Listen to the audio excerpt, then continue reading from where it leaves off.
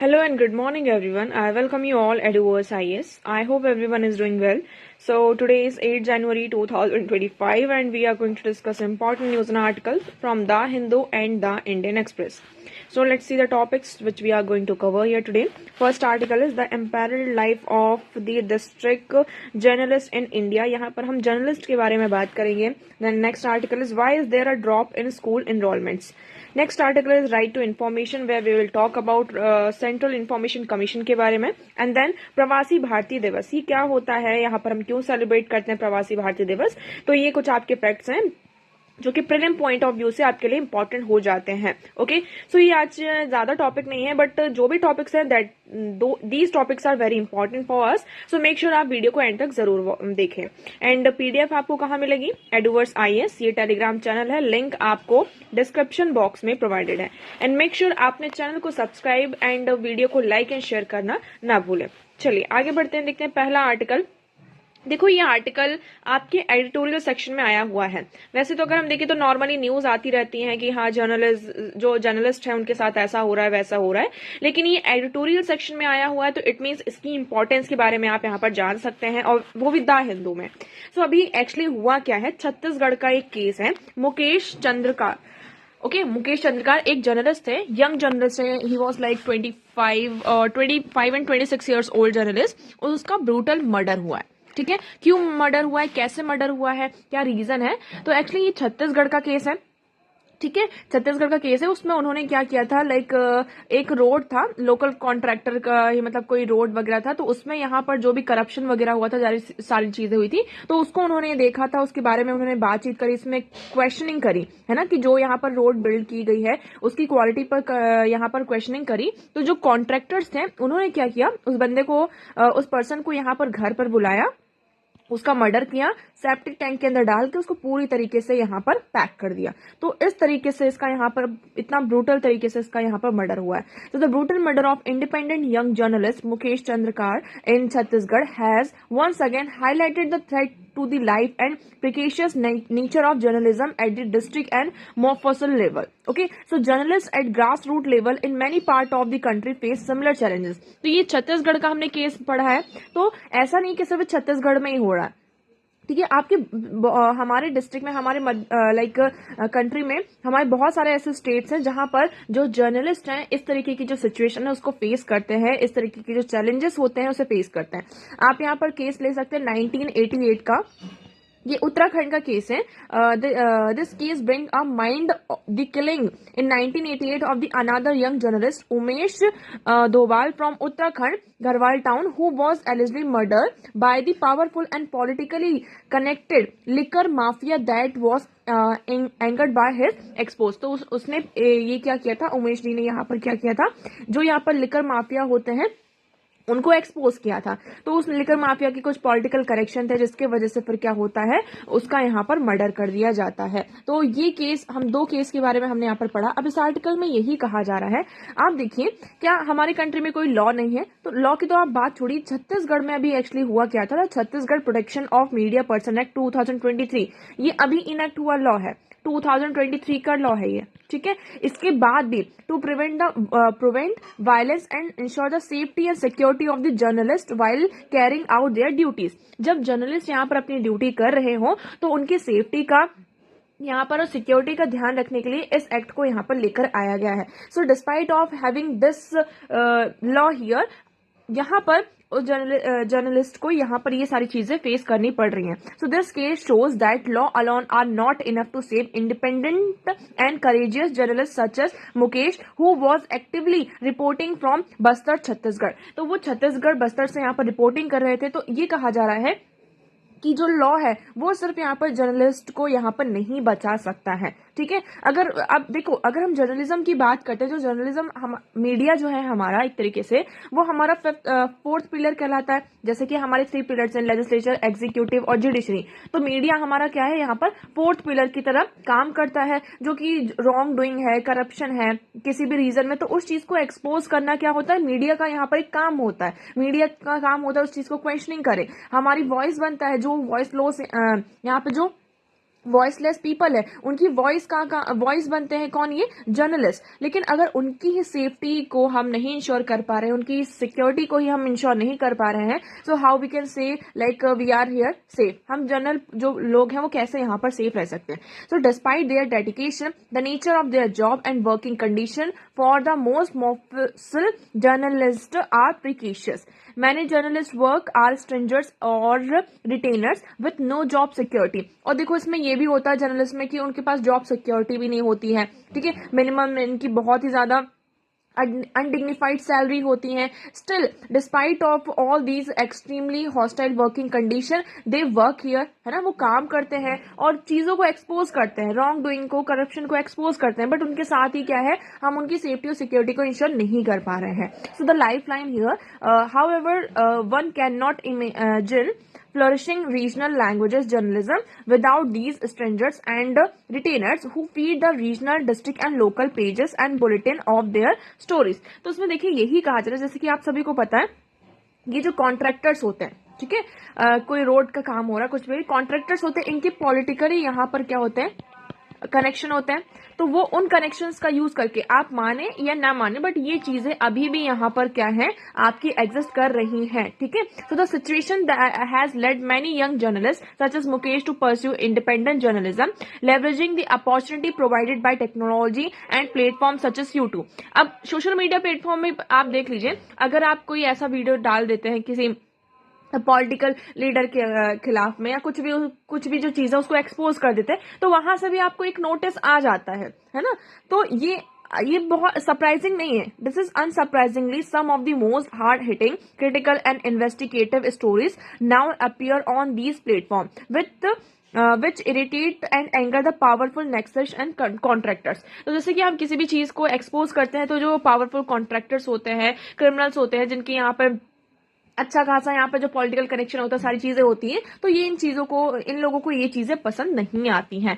The presence of independent and critical journalist such as Mukesh must be encourage and protected. तो इस article में at the end यही कहा जा रहा है कि इस तरीके के जो जर्नलिस्ट हैं, हमें उन्हें प्रोटेक्ट करना चाहिए। They are independent here, they are exposing wrong doings and corruption here, so this is our duty to ensure their safety and security here. Although as we know here they are doing this work on such a like extreme, हम बात करते हैं यहाँ पे like extremely hostile working condition में, in spite of working despite this condition they pursue their career है को career भी नहीं, अगर उनको करियर ही परस्यू करने होते तो वो अच्छी खासी जॉब में यहाँ पर उसको ढूंढने की कोशिश करते, ठीक है। तो यहाँ पर ये एंड नोट जो हमारा यही आता है कि रोल ऑफ इंडिपेंडेंट जर्नलिस्ट ये बहुत ही इंपॉर्टेंट रोल प्ले करता है किसी भी कंट्री के लिए, है ना, किसी भी स्टेट के लिए। सो हमें इस चीज को, उनकी जो सिक्योरिटी है, उनकी जो सेफ्टी है, उस चीज को यहाँ पर सिक्योर करना होगा।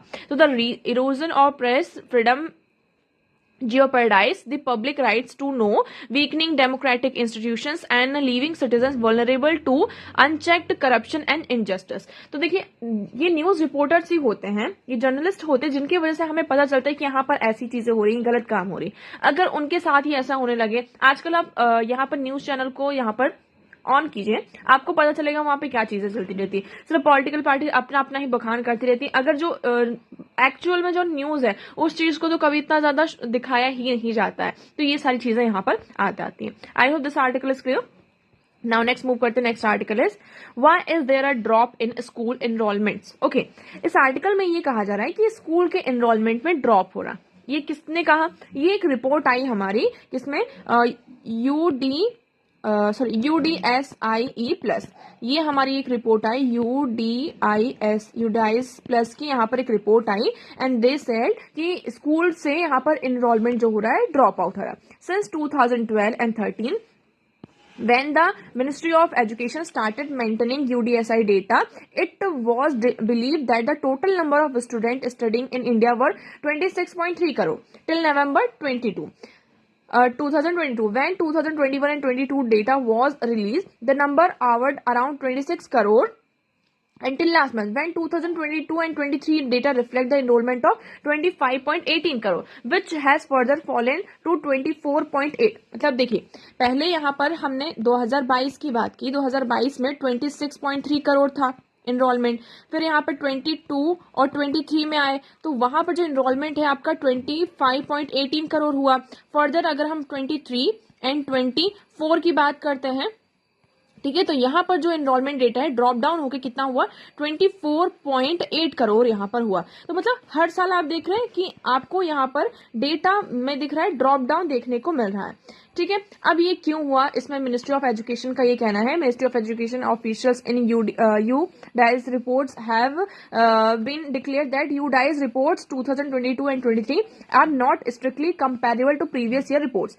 तो उन्होंने ये कहा, हमारी जो मिनिस्ट्री ऑफ एजुकेशन है उन्होंने ये कहा, सिंपली अगर हम देखें कि ये जो फॉल यहाँ पर कुछ भी नहीं हो रहा है, यहाँ पर जो एनरोलमेंट रेट है वो फॉल नहीं हो रहा है, यहाँ पर ड्रॉप डाउन नहीं हो रहा है। हमने सिर्फ क्या किया है, हमने डेटा कलेक्शन की जो मेथोडोलॉजी है ना, जैसे हम किस तरीके से डेटा को कलेक्ट कर रहे हैं, ये जो मेथोडोलॉजी है इसको यहाँ पर चेंज कर दिया है, इसलिए आपको यहाँ पर डेटा में फॉल डाउन देखने को मिल रहा है। ये इस पूरे आर्टिकल का क्रक्स है और इसमें कुछ भी नहीं है ऐसा। आप यहाँ पर देखेंगे बस पूरा डेटा ही बताया गया है कि कैसे कैसे यहाँ पर एनरोलमेंट होता है, सारी चीजें। तो आप मेन चीजें यहाँ पर देखिए, तो ये डेटा यहाँ पर बताया गया है। ठीक है, तो this is also stark decrease in the number of school covered under UDSI।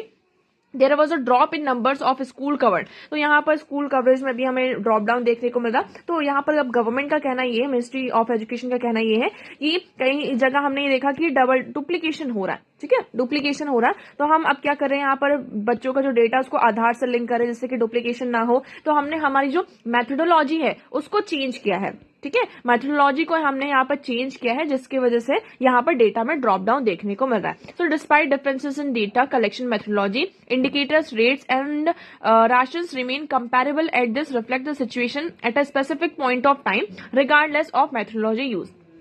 तो यहाँ पर जो डेटा कलेक्ट किया गया है, UDSI का कहना यह है कि ठीक है, हम मानते हैं कि आपने यहाँ पर आपकी मेथोडोलॉजी को चेंज किया, लेकिन जो इंडिकेटर्स है, रेट्स है, राशन, यहाँ पर रेशियोज है आपके, ठीक है, उसको तो हम कंपेयर कर रहे हैं। तो उसको भी कंपेयर करने पे जो सिचुएशन है आपकी वही दिख रही है ना, कि मतलब कि डेटा में क्या हो रहा है, आपका ड्रॉप डाउन हो रहा है।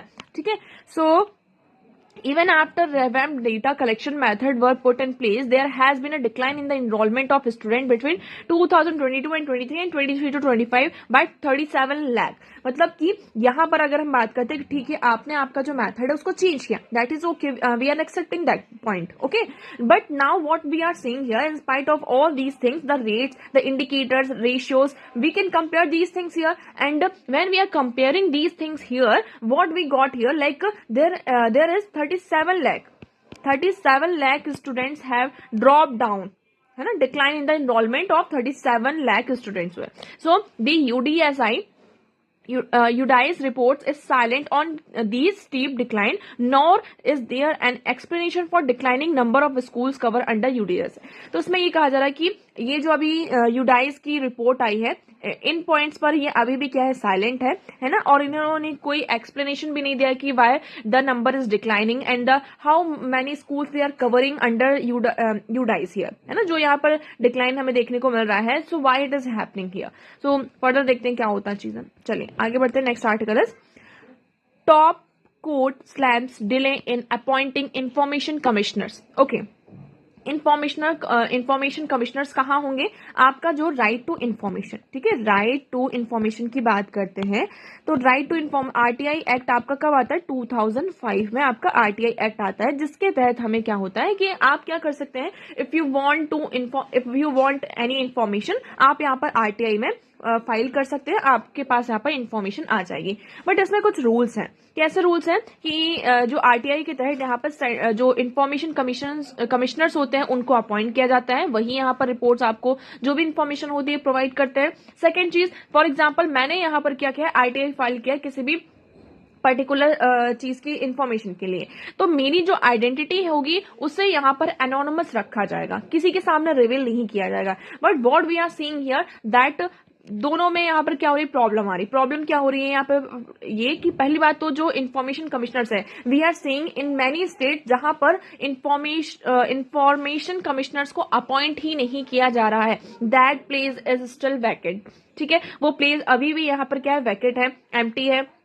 वहां पर इंफॉर्मेशन कमिश्नर्स को अपॉइंट नहीं किया जा रहा है। सेकंड थिंग यहाँ पर हमें ये देखने को मिलता है कि जैसे कि मैंने किसी पॉलिटिकल पार्टी है, कोई भी XYZ पॉलिटिकल पार्टी है, मुझे उसकी इन्फॉर्मेशन कुछ चाहिए थी, मैंने RTI फाइल किया, ओके, तो ये होता है कि मेरी आइडेंटिटी को रिवील नहीं किया जाएगा, that should be anonymous here, but what I am seeing here कि मेरी आइडेंटिटी को रिवील कर दिया जाता है। मैंने जिसके लिए यहाँ पर RTI फाइल किया इन्फॉर्मेशन के लिए, जिस इन्फॉर्मेशन के लिए मैंने RTI फाइल किया, मुझे वहीं से कॉल आ जाता है कि ऐसा ऐसा मत करो आप। तो ये यहाँ पर कुछ चीजें हमें देखने को मिल रही हैं।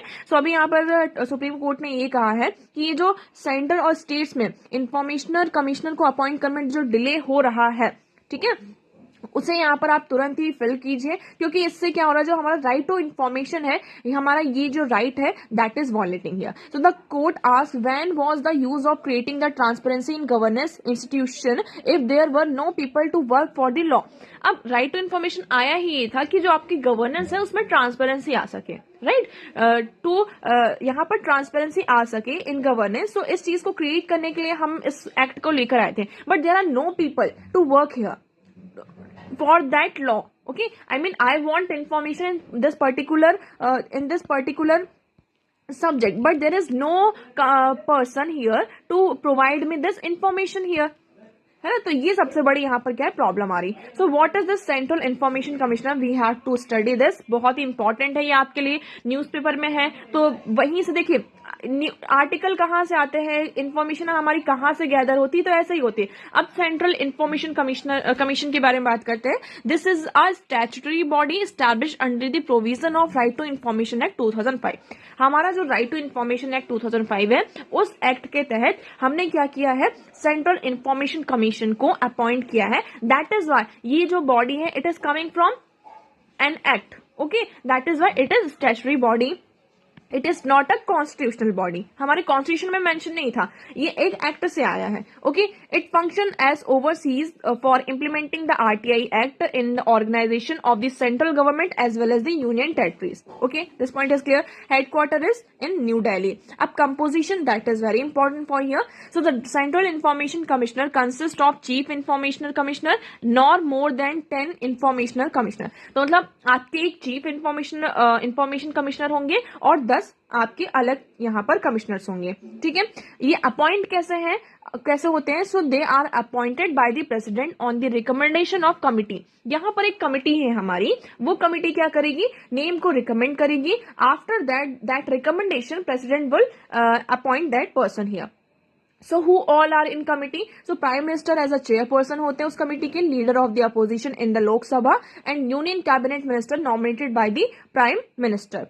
This point is clear. Qualifications क्या क्या होनी चाहिए, like the Chief Information Commissioner and Information Commissioner should be person of eminence in public life with wide knowledge and experience in law, science, technology, social service, management, journalism, mass media, administration and governance. तो इन सारे like हम क्या कह सकते हैं, इन सारे जो topics हैं, हमारे जो सब्जेक्ट्स हैं, इस पर इनकी अच्छी खासी क्या होनी चाहिए, महारत, नॉलेज, यहाँ पर एक्सपीरियंस होना चाहिए।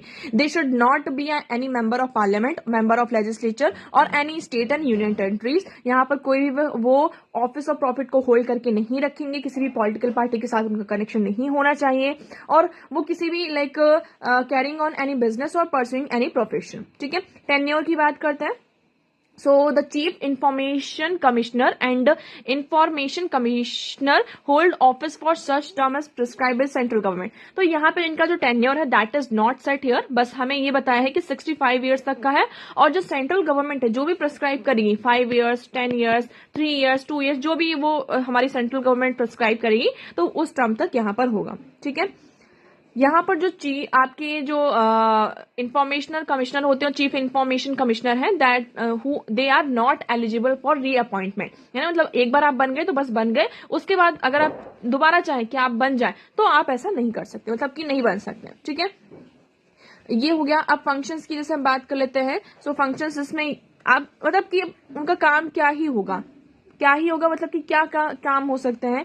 तो इनका रिक्वायर है कि कोई भी कंप्लेन आती है, किसी भी कोई भी आरटीआई किसी ने फाइल किया है तो उसका यहाँ पर इंफॉर्मेशन प्रोवाइड करना, information officer who has been refuse information that was requested. तो इन सारी चीजों को देखना कि अगर कहाँ पे स्पेसिफिक टाइम लिमिट पर इंफॉर्मेशन की जो भी रिक्वेस्ट आई है तो उसको रिस्पॉन्स करना, रिस्पॉन्स क्यों नहीं हुआ इस चीज को भी देखना। तो ये सारी चीजों का काम इनका होता है। इसमें कुछ इश्यूज भी आ रहे हैं। क्या क्या इशू आ रहे हैं? Lack of transparency in the selection process, है ना, जैसे कि अभी हमने यही बात करी कि यहाँ पर इनका क्या हो रहा है, अपॉइंटमेंट ही नहीं हो रहा। तो लैक ऑफ ट्रांसपेरेंसी हमें यहाँ पर, जैसे कि पॉलिटिकल पार्टीज, प्राइम मिनिस्टर हैं आपके, leader of the opposition party और यूनियन कैबिनेट मिनिस्टर, तो there is lack of transparency in selection process. Vacancy issue, this is the biggest issue, delay in filling vacancies यहाँ पर, जिसकी वजह से हमें बैकलॉग्स देखने को मिलते हैं। लैक ऑफ कैपेसिटी बिल्डिंग, है ना, कि लाइक हमने यहाँ पर क्या किया, personnel appointed as a central public information officer often lack sufficient knowledge of the RTI act, मतलब कि उनको आरटीआई एक्ट के बारे में पता ही नहीं होता है कि व्हाट इज दिस, है ना, तो मतलब नॉलेज ही नहीं है। Poor record management practice, delay in disposal of appeals and complaints, जो भी अपील्स हैं आपकी, कंप्लेन्स हैं, उसका यहाँ पर डिस्पोजल टाइमली नहीं होता है। Poor quality of information provided, low public awareness. ठीक है, अब ये आरटीआई एक्ट क्या है इसके बारे में हम देख लेते हैं। तो देखो, आरटीआई एक्ट आपका 2005 में आता है, ओके, और फिर इसमें कुछ अमेंडमेंट भी होता है। तो right to information amendment act 2019 में इसमें अमेंडमेंट होता है। ठीक है, तो देखो इसमें अमेंडमेंट की बात कर लेते हैं। इसमें क्या था, टेन्योर ऑफ द ऑफिस, इसमें इन्होंने क्या किया था, जो पहले क्या था, अगर हम बात करें तो किसको, सेंट्रल गवर्नमेंट को यहाँ पर पावर दे दी कि वो टेन्योर को डिसाइड करेंगे। पहले ये जो टर्म था वो 5 ईयर्स के लिए फिक्स था, पहले ये 5 ईयर के लिए फिक्स था, लेकिन इस अमेंडमेंट के तहत ये पावर अब किसको दे दी, सेंट्रल गवर्नमेंट को दे दी कि आप जो भी टेन्योर डिसाइड करेंगे वो होगा।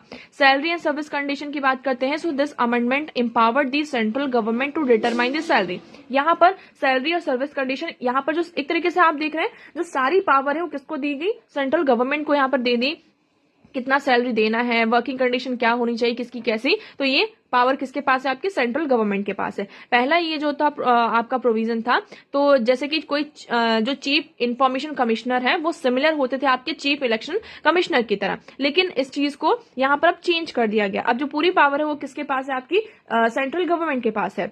रिमूवल और deduction in salary, the amendment remove the provision for the deduction in the salary of the Central Information Commissioner and Information Commissioner due to pension or retirement benefit received from previous government services। तो इस चीज को भी यहाँ पर remove कर दिया गया। तो ये है आपको ये यहाँ पर अमेंडमेंट्स के बारे में जरूर पता होना चाहिए। ठीक है, चलिए आगे बढ़ते हैं। नेक्स्ट आर्टिकल है हमारा, Pravasi Bharatiya Divas to begin today in Odisha. Okay, यहाँ से आज, हाँ, ये 3 दिन का आपका पूरा कार्यक्रम होता है। तो भारतीय प्रवासी दिवस यहाँ पर बिगिन हो चुका है और इसे हम सेलिब्रेट करते हैं। तो इसमें ओवर 3000 जो डेलीगेट्स हैं फ्रॉम 17 नेशंस यहाँ पर आएंगे उड़ीसा में, और ये जो इनॉग्रेशन यहाँ पर होने वाला है, ये जो आपका कार्यक्रम होने वाला, प्रोग्राम होने वाला है, 18th एडिशन है हमारा ये भारतीय प्रवासी दिवस का, इसको सेलिब्रेट किया जाएगा। अभी भारतीय प्रवासी दिवस क्या है, ठीक है, तो इस दिन की इंपॉर्टेंस इसलिए है क्योंकि हमारे जो महात्मा गांधी जी थे, है ना, इसको इस चीज से आप लिंक करेंगे, तो महात्मा गांधी जी साउथ अफ्रीका से यहाँ वापस आए थे। तो इस डे की इंपॉर्टेंस को बनाए रखने के लिए हम भारतीय प्रवासी भारतीय दिवस को सेलिब्रेट करते हैं। ठीक है, कि हमारे जो इंडियंस हैं वो दूसरे नेशंस में जाके ये सॉफ्ट पावर को भी क्या करता है, यहाँ पे डेवलप करता है ना, सॉफ्ट पावर की तरह। सो भारतीय प्रवासी दिवस is observed in India every year on the 9th of January, starting in 2003 से हमने इसको स्टार्ट किया है। The day acknowledge the contribution of the Indian diaspora contributing towards the development of India. तो इंडिया का जो डायस्पोरा है किस तरीके से यहाँ पर इंडिया के डेवलपमेंट में यहाँ पे कॉन्ट्रीब्यूट कर रहा है। सो इस चीज को एक्नॉलेज करने के लिए, तो acknowledge this thing here we are celebrating, what we are celebrating, the Pravasi Bharatiya दिवस। The day is also remembered for historical reason as it marked the return of Mahatma Gandhi from South Africa to Mumbai on 9th of Jan 1915. So in this day, Mahatma Gandhi returned from South Africa. Okay, so to mark the this day, we remember this day as here. So this is the historical reason by which we are celebrating Pravasi Bharatiya Divas. Okay, so Bharatiya Pravasi Divas is celebrated annually on the 9th of the January 9th of the commemorative return of the Mahatma Gandhi. ठीक है, तो history हमने यहाँ पर देख ली. Significance क्या है इसका? So it is important for several reason that they acknowledge the achievements and accomplishment of our Indian diaspora community as well as the help them re-establish the connection with their homeland.